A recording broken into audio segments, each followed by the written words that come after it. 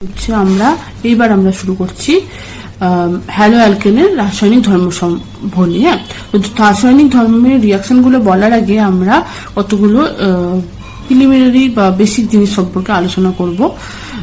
তো এই রাসায়নিক ধর্মাবলীতে হ্যালো অ্যালকেন অনেকগুলো ধরনের রাসায়নিক বিক্রিয়ায় অংশগ্রহণ করে। সাধারণত 5 ধরনের শ্রেণীতে ভাগ করা যায়: নিউক্লিওফিলিক প্রতিস্থাপন বিক্রিয়া, অপনয়ন বিক্রিয়া, ধাতুর সাথে বিক্রিয়া, বিজারণ বিক্রিয়া এবং পুনর্বিন্যাস। এগুলো সব আমরা পড়বো। প্রথমে আমি নিউক্লিওফিলিক প্রতিস্থাপন বিক্রিয়া সম্পর্কে একটু ডিটেলসে ফান্ডামেন্টাল জিনিসগুলো আলোচনা করব, কারণ এটা আমাদের লাগবে। ঠিক আছে, এবার হচ্ছে নিউক্লিওফিলিক প্রতিস্থাপন বিক্রিয়াটা কি? এটা প্রতিস্থাপন মানে বুঝতে পারছি একটা রিপ্লেসমেন্ট ঘটে। নিউক্লিওফিলিক বলতে এখানে নিউক্লিওফাইল রিপ্লেস করে। নিউক্লিওফাইল কি? নিউক্লিওফাইল হলো নেগেটিভ চার্জ যুক্ত বা লোন পেয়ার যুক্ত কোনো একটা অ্যানায়ন, বা লোন পেয়ার হলে সেটা একটা অণু হতে পারে। তো সেই জিনিসটা যেগুলো হচ্ছে নিউক্লিওফাইল মেনলি যেটা তোমার নিউক্লিও বা পজিটিভ কোন একটা পিসিসকে খোঁজে, সেটাকে আমরা নিউক্লিওফাইল বলি। তো সেটাকে আমি NU দিয়ে লিখেছি। তো সেটা যখন অ্যালকিল হ্যালাইডের বিক্রিয়া পড়ছি এখানে, তো এখানে তোমার অ্যালকিল হ্যালাইডের বিক্রিয়া পড়ছি, তো সেখানে নিউক্লিওফাইলটা তোমার অ্যালকিল হ্যালাইডের যে কার্বন পরমাণুকে আক্রমণ করে, আর সেই দিক থেকে অন্য দিক থেকে তোমার লিভিং গ্রুপ মানে হ্যালোজেনটা বেরিয়ে যায়, দিয়ে নিউক্লিওফাইলটা অ্যাটাচ হয়ে যায়, দিয়ে হ্যালোজেনটা মাইনাস আকারে বেরিয়ে যায়, নিউক্লিওফাইলটার সাথে যুক্ত হয়ে যায়। তাহলে হাইড্রোজেনের জায়গায় নিউক্লিওফাইলটা প্রতিস্থাপন হলো। এই বিক্রিয়াটাই হচ্ছে নিউক্লিওফিলিক প্রতিস্থাপন বিক্রিয়া। ঠিক আছে, এবার নিউক্লিওফিলিক প্রতিস্থাপন বিক্রিয়াটা ডিপেন্ড করে হচ্ছে লিভিং গ্রুপ। লিভিং গ্রুপ কোনটা? যেটা বেরিয়ে যাচ্ছে, মানে হ্যালাইডটা। ঠিক আছে, তো হ্যালাইডটা যেটা যত ভালো লিভিং গ্রুপ হবে, সেটা তত ভালো তোমার নিউক্লিওফিলিক প্রতিস্থাপন বিক্রিয়ায় অংশগ্রহণ করবে। লিভিং গ্রুপের ক্ষেত্রে দেখা গেছে যে আয়োডিন থেকে ফ্লুরিনের দিকে তোমার লিভিং গ্রুপের ক্যাপাসিটিটা কমে। সব থেকে ভালো হচ্ছে লিভিং গ্রুপ আয়োডিন, আর সব থেকে খারাপ লিভিং গ্রুপ হচ্ছে ফ্লুরিন। এটা কেন, এটা সম্পর্কে আমরা পরে বলছি। ঠিক আছে, আর একটা কথা আমরা বলি যে স্বাভাবিক অর্থে বা আমাদের সাধারণভাবে মনে হয় যে আমরা জানি যে ক্লোরিন থেকে ব্রোমিন থেকে আয়োডিনের দিকে ক্রমশ ধ্রুবীয়তা, কার্বন আর এক্স ধ্রুবীয়তা তোমার আস্তে আস্তে বাড়ে। সেই কারণে এদের এদিক থেকে এদিকে সক্রিয়তা বাড়ার কথা ছিল, কিন্তু প্রকৃতপক্ষে দেখা গেছে যে সক্রিয়তা নিউক্লিওফিলিক প্রতিস্থাপন বিক্রিয়ার ক্ষেত্রে সক্রিয়তা দেখা গেছে যে আয়োডিনের বেশি হয়, ব্রোমিনের তারপরে ক্লোরিনের। মানে ধ্রুবীয়তার দিক থেকে আয়োডিনের সব থেকে কম, এদিক থেকে সক্রিয়তাও আয়োডিনের সব থেকে কম হওয়া উচিত ছিল, কিন্তু আয়োডিনের সব থেকে বেশি সক্রিয়তা দেখা যায় বিক্রিয়াটার ক্ষেত্রে। কারণ হচ্ছে আয়োডিনটা হচ্ছে গুড লিভিং গ্রুপ। তাহলে এই বিক্রিয়াটার সক্রিয়তা ডিপেন্ড করে লিভিং গ্রুপের ক্যাপাসিটির উপর। ঠিক আছে, তো নিউক্লিওফিলিক বিক্রিয়া অনেক রকম হতে পারে। এখানে কয়েকটা আমি উদাহরণ দিয়েছি। যখন NaOH বা KOH নিউক্লিওফাইল কোন একটা বিকারক আমরা দিয়ে বিক্রিয়া করব, সেক্ষেত্রে নিউক্লিওফাইল হিসাবে অ্যাটাক করে হচ্ছে OH মাইনাস, দিয়ে ROH তৈরি করে, RX কে ROH তৈরি করে। যদি NaI দিই তাহলে সেক্ষেত্রে আয়োডিন, তো যে হ্যালাইডটা থাকবে সেটাকে রিপ্লেস করে আয়োডিন ঢুকবে। যদি AgCN দিই তাহলে সেক্ষেত্রে এক্সট্রাকে রিপ্লেস করে এখানে নিউক্লিওফাইলটা হচ্ছে CN মাইনাস, একটু ভুল লিখেছি আমি এখানে, নিউক্লিওফাইলটা হচ্ছে CN মাইনাসটা RCN তৈরি করবে, আর NH3 বা অ্যামোনিয়া যদি দিই তাহলে RNH2 তৈরি করবে। ঠিক আছে, এবার হলো নিউক্লিওফিলিক প্রতিস্থাপন বিক্রিয়াটাকে ইংলিশে কি বলা হয়? Substitution nucleophilic reaction. ঠিক আছে, যেটাকে শর্টে লেখা হয় SN আকার। ঠিক আছে, SN বিক্রিয়া বা সাবস্টিটিউশন নিউক্লিওফিলিক বিক্রিয়া বা নিউক্লিওফিলিক প্রতিস্থাপন বিক্রিয়া দু ধরনের হয়। ঠিক আছে, দু ধরনের কিভাবে ভাগ করা হয়? ভাগ করা হচ্ছে যে যখন এই প্রতিস্থাপন বিক্রিয়াটা ঘটে, তখন হার নির্ণয়কারী ধাপে যটা অনুসংখ্যা ইনভলভ থাকে তার উপর ডিপেন্ড করে এটাকে দুভাগে ভাগ করা যায়। যে ক্ষেত্রে তোমার একটা অনুসংখ্যা থাকে সেটাকে SN1 বলে, যে ক্ষেত্রে দুটো অনুসংখ্যা থাকে হার নির্ণয়কারী ধাপে সেটাকে বলে SN2। SN1 আর SN2 সম্পর্কে বিস্তারিত আজকে আমরা আলোচনা করব। প্রথমেই বলি হচ্ছে তোমার SN2 বিক্রিয়াটা কিরকম ধরনের? এটা হচ্ছে তোমার একটা সাবস্টিটিউশন বিক্রিয়া, এখানে যেমন একটা মিথাইল ক্লোরাইড নিয়েছি, KOH দিয়েছি, OH টা দিয়ে রিপ্লেস হয়ে CH3OH আর KCl তৈরি হয়। ঠিক আছে, এই বিক্রিয়াটা কি করে ঘটে? এখানে দেখো আমি মিথাইল ক্লোরাইড নিয়েছি, যেখানে 3টে H গ্রুপ আছে আর একটা Cl আছে। এবার OH মাইনাস নিউক্লিওফাইলটা আমার যেদিকে লিভিং গ্রুপ থাকবে তার ঠিক বিপরীত দিক থেকে কার্বনকে অ্যাটাক করবে, আর সঙ্গে সঙ্গে সেই মুহূর্তেই সিএলটা এর থেকে বেরিয়ে যাবে। তাহলে এই যে ঘটনাটা ঘটে এর মিডিলে একটা ধাপ আছে যেটাকে বলে ট্রানজিশন স্টেট। সেইখানে কি হয়, মানে OH আর Cl দুটোই দুদিক থেকে দুটোই মানে হালকা ভাবে দ্রুত থাকার মতো একটা ট্রানজিশন স্টেট তৈরি করে। সাধারণত এক্ষেত্রে কার্বনটা sp3 হাইব্রিডাইজ থাকে, কিন্তু এই ট্রানজিশন স্টেটে এটা sp2 হয়ে যায়। যে ট্রানজিশন স্টেটের পরবর্তী ধাপে কি হয়, এটা পুরোপুরি ভাবে যুক্ত হয়ে যায়, এটা বেরিয়ে যায়। নেক্সট ধাপে কি হয়, দেখো OH-টা যুক্ত হয়েছে, Cl-টা বেরিয়ে গেছে। তাহলে এই প্রক্রিয়াটার এই প্রথম ধাপটা মানে যেখানে নিউক্লিওফাইল গিয়ে মিথাইল ক্লোরাইডে অ্যাটাক করছে, এটাই হচ্ছে হার নির্ণয়কারী ধাপ। এটা হচ্ছে সব থেকে স্লোয়েস্ট ধাপ। তাহলে এই ধাপে আমার কটা অণু আছে, কটা জিনিস লেগেছে বিক্রিয়াটা করতে, একটা দেখো নিউক্লিওফাইলটা লেগেছে, আর একটা হচ্ছে তোমার মিথাইল ক্লোরাইডটা লেগেছে। তাহলে দুটো, এটা হচ্ছে অণু সংখ্যা দুটো, তাই জন্য এর আণবিকতা হচ্ছে দুটো। ঠিক আছে, সেই কারণেই তোমার এই সাবস্টিটিউশন রিয়াকশনটাকে আমরা বলি SN2 রিয়াকশন। বোঝা গেল? তাহলে SN2 রিয়াকশন কেন, কারণ হার নির্ণয়কারী ধাপে দুটো আমার অনুসংখ্যা বা আণবিকতা 2। ঠিক আছে, এবার SN1 রিয়াকশন। এখানে দেখো SN1 রিয়াকশন করেছে, তোমার এটা টার্ট বিউটাইল ব্রোমাইড নিয়েছে, তার সাথে KOH দিয়েছে, নিউক্লিওফাইল এখানে OH দিয়ে এখানে ব্রোমিনটা বেরিয়ে গিয়ে OH-টা ঢুকেছে, আর KBr তৈরি হয়েছে, ডিপিং কোড হচ্ছে কারণ Br মাইনাস। ঠিক আছে, এই বিক্রিয়াটা SN2 বিক্রিয়াটা কি হয়, দুটো ধাপে ঘটে। এর মেকানিজমটা কিন্তু ওর আগেরটা থেকে আলাদা। আগেরটা উল্টো দিক দিয়ে ঢুকছিল, লিভিং গ্রুপের উল্টো দিক দিয়ে ঢুকছিল, যে লিভিং গ্রুপটা বেরিয়ে যাচ্ছিল। এক্ষেত্রে কিন্তু দুটো ধাপে ঘটে। কি হয়, প্রথম ধাপে কি হয়, প্রথম ধাপে লিভিং গ্রুপটা বেরিয়ে যায়, ব্রোমিন মাইনাসটা বেরিয়ে যাবে, দিয়ে কার্বোক্যাটায়ন জিনিসটা তৈরি করে। এখানে একটা বন্ডিং কম, তাই জন্য একটা প্লাস চার্জ থেকে যায়, এই জিনিসটাকে বলে কার্বোক্যাটায়ন। ঠিক আছে, কার্বনে একটা ক্যাটায়ন তৈরি করে, তো সেটা এটা হচ্ছে টার্ট বিউটাইল কার্বোক্যাটায়ন। ঠিক আছে, যেখানে 3 থাকে আর ব্রোমিন মাইনাস থাকে। এই ধাপটাই হচ্ছে তোমার স্লোয়েস্ট ধাপ এবং হার নির্ণয়কারী ধাপ। ঠিক আছে, সেই কারণে যেহেতু হার নির্ণয়কারী ধাপে একটাই অণু আছে যেটা বিক্রিয়ায় অংশগ্রহণ করছে, সেই জন্য এটাকে SN1 বলা হয়। নেক্সট স্টেপে কি হয়, এই টার্ট বিউটাইল যে ক্যাটায়নটা তৈরি হলো, এটাকে নিউক্লিওফাইল অ্যাটাক করে, দিয়ে তোমার এই যে প্রোডাক্টটা সেটা তৈরি হলো। তাহলে এখানে দেখা যাচ্ছে যে তোমার লিভিং গ্রুপটা একটা স্টেপে বা বেরিয়ে যাচ্ছে, আর নিউক্লিওফাইলটা একটা স্টেপে অ্যাড হচ্ছে। তাহলে দুটো স্টেপে এটা ঘটছে, আর এই ক্ষেত্রে কার্বোক্যাটায়ন ফর্মেশন হচ্ছে। তাহলে SN1 আর SN2 এর মেকানিজম যে আলাদা সেটা বোঝা গেল। SN2 বলছি কারণ ওখানে দুটো বিকারক ছিল, আর এখানে দেখো SN1 বলছি কারণ হচ্ছে এখানে একটা বিকারক। এবারে হচ্ছে SN1 SN2 বললাম, এগুলো কি কি বিষয়ের উপর ডিপেন্ড করে, কখন SN1 হবে আর কখন SN2 হবে, সেগুলো কি কি বিষয়ের উপর ডিপেন্ড করছে। ঠিক আছে, তো প্রভাবকগুলোর মধ্যে প্রথমে যেটা বলবো সেটা হচ্ছে সাবস্ট্রেট। সাবস্ট্রেট মানে হচ্ছে যে অ্যালকেন হ্যালাইডটা নিয়ে আমরা কাজ করছি সেটা।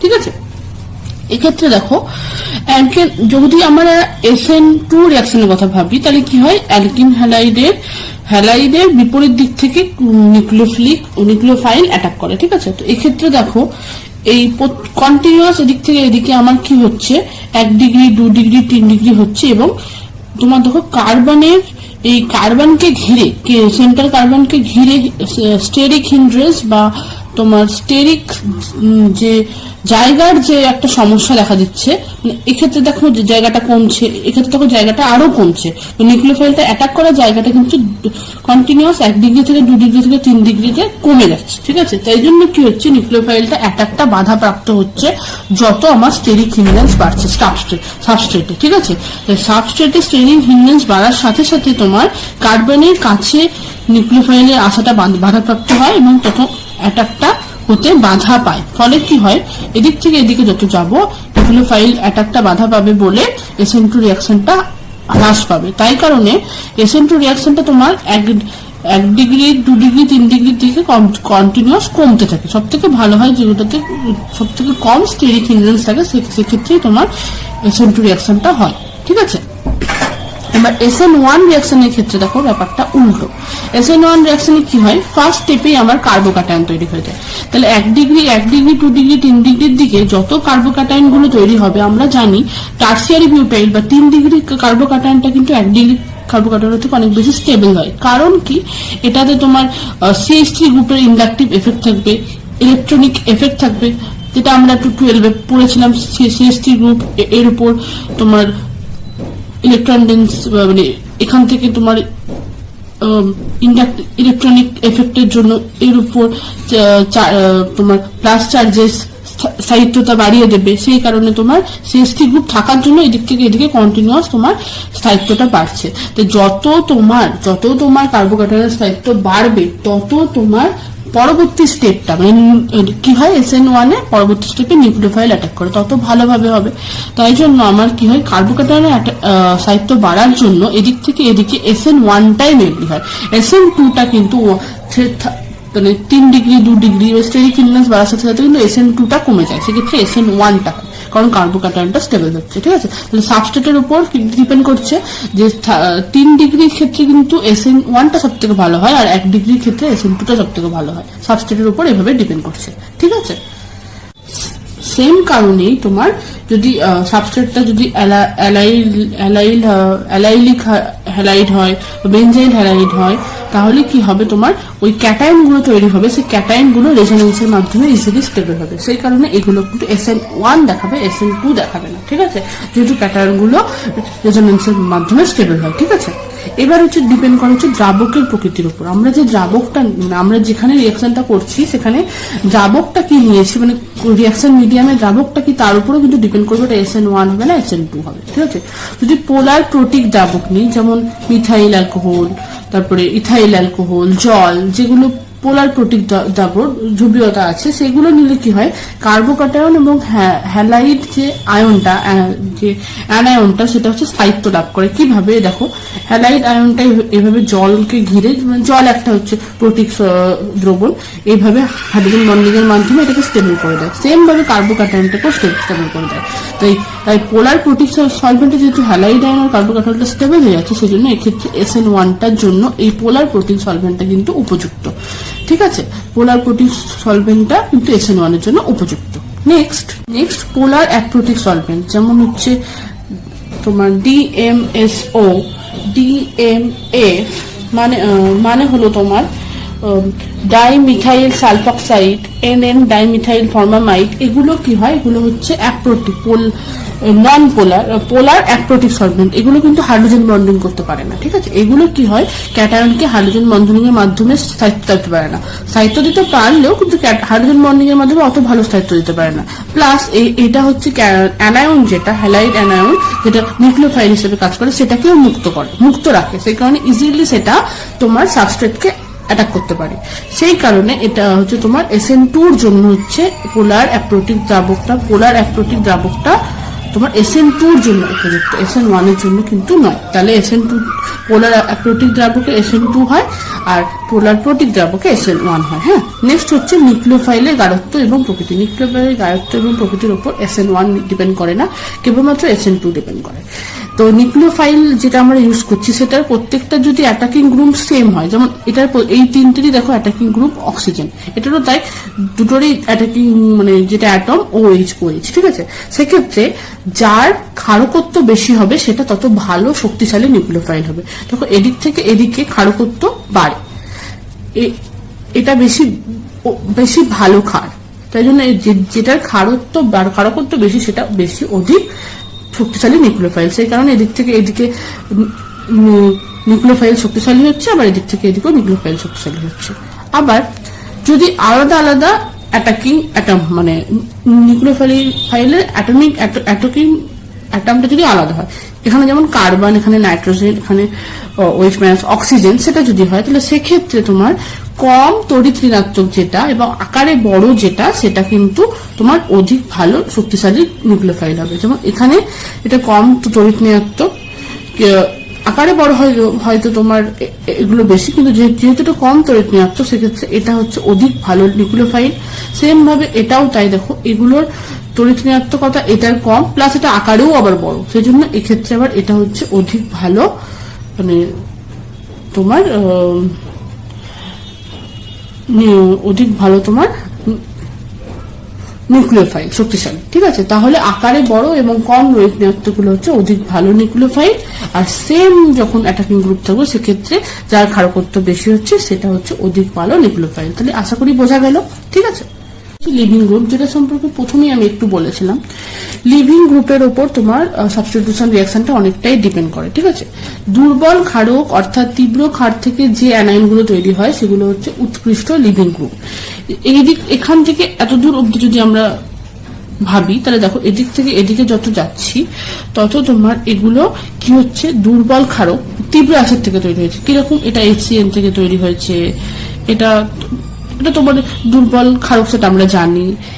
এটা আবার তোমার ফেনল থেকে তৈরি হয়েছে, ফেনল জলের থেকে, মানে এটা জল থেকে তৈরি হয়েছে, জলের থেকে ফেনল অধিক তীব্র অ্যাসিড, তো তাই ওর থেকে যে ক্ষারকগুলো তৈরি হয়েছে সেগুলো দুর্বল ক্ষারক। তাই এদিক থেকে এদিকে ক্ষারকত্বটা কমছে বলে এদের লিভিং গ্রুপ ক্যাপাসিটিটাও কমছে। আবার হ্যালাইড গুলোর ক্ষেত্রে কি হচ্ছে, যেমন ধরো আয়োডিন থেকে ক্লোরিনের দিকে আসে, ক্লোরিন ফ্লুরিন, এরপরে ফ্লুরিন হবে, ক্লোরিনের থেকেও কম হবে ফ্লুরিন, ঠিক আছে। তো এদিক থেকে এদিকে যখন যাচ্ছে তখন আমরা দেখে যাচ্ছি যে তোমার লিভিং গ্রুপ ক্যাপাসিটি আয়োডিনের সব থেকে বেশি। আমি আগেই বলেছি এটা কারণ হচ্ছে তোমার কার্বন হ্যালাইড যে বন্ধন ডিসোসিয়েশন এনথালপি বা বন্ধন বিয়োজন যে এনথালপিটা হয় সেটা হচ্ছে কার্বন আর আয়ের ক্ষেত্রে খুব কম, সেজন্য সহজেই কার্বন আর আয়ের বন্ধনটা ভেঙে যায়, তাই জন্য এটা ভালো লিভিং গ্রুপ। আর CF এর ক্ষেত্রে সেটা আবার অনেক শক্তিশালী এনার্জির মানটা, তাই এটা ভাঙতে একটু কষ্ট হয়, তাই জন্য এটা হচ্ছে সব থেকে খারাপ লিভিং গ্রুপ। তাহলে বোঝা গেল ব্যাপারটা। আরেক ধরনের নিউক্লিওফাইল হয় যেটা হচ্ছে বলে অ্যাম্বিডেন্ট নিউক্লিওফাইল। অ্যাম্বিডেন্ট নিউক্লিওফাইল কি করে, যেটার দুটো তোমার দুটো নিউক্লিওফিলিক কেন্দ্র থাকে, হ্যাঁ, দুদিক থেকেই অ্যাটাক করা যায়। যেমন দেখো CnNO2, এরও দুটো নিউক্লিওফিলিক কেন্দ্র, মানে C দিয়েও অ্যাটাক করতে পারে, N দিয়েও অ্যাটাক করতে পারে, এখানে O দিয়েও অ্যাটাক করতে পারে, N দিয়েও অ্যাটাক করতে পারে। কখন কোনটা করবে সেটা হচ্ছে ব্যাপার। SN1 এর ক্ষেত্রে যেটা অধিক তীব্র, মানে অধিক তড়িৎ ঋণাত্মক যে তোমার নিউক্লিওফাইল কেন্দ্রটা সেটা অ্যাটাক করে। আর SN2 এর ক্ষেত্রে আকারে বড় কম তড়িৎ ঋণাত্মক C এটা অ্যাটাক করে। এক্ষেত্রেও তাই, এটা হচ্ছে তোমার অধিক তড়িৎ ধনাত্মক এটা, তাই জন্য তোমার এটা হচ্ছে SN1 দেবে, আর এটা হচ্ছে যেহেতু এর থেকে কম তড়িৎ ধনাত্মক তাই এটা SN2 দেবে, ঠিক আছে। এইভাবেই হয়। তো সেই কারণেই আমি যদি একটা রিয়াকশন করি, দেখো এখানে ওইভাবে করা হয়েছে। RBr সেটাকে যদি KSN দিই সেক্ষেত্রে SN2 ঘটবে, KCN দিই তাহলে যখন SN2 ঘটবে তখন দেখো RCN তৈরি হচ্ছে, KCN দিলে SN2 হবে। আর যদি AgCN দিই তখন দেখো NC তৈরি হচ্ছে। তাহলে এক্ষেত্রে কিন্তু তোমার SN1 করছে, এক্ষেত্রে N দিয়ে অ্যাটাক করছে, আর এক্ষেত্রে C দিয়ে অ্যাটাক করছে। তাহলে বোঝা গেল যে এটা ডিপেন্ড করছে তোমার কি ধরনের রিয়াকশন হচ্ছে তার উপর ডিপেন্ড করছে কোনটা অ্যাটাক করবে, ঠিক আছে। তাহলে আমরা সাবস্টিটিউশন রিয়াকশন SN1 SN2 নিয়ে ডিটেলস আলোচনা করলাম। এরপরে আমরা একটু স্টিরিওকেমিস্ট্রির দিকে যাব, এর পরের দিন আমি সেটা আলোচনা করব। পরের দিন তাহলে আমি আবার আসবো। সবাই ভালো থেকো, মন দিয়ে পড়াশোনা করো।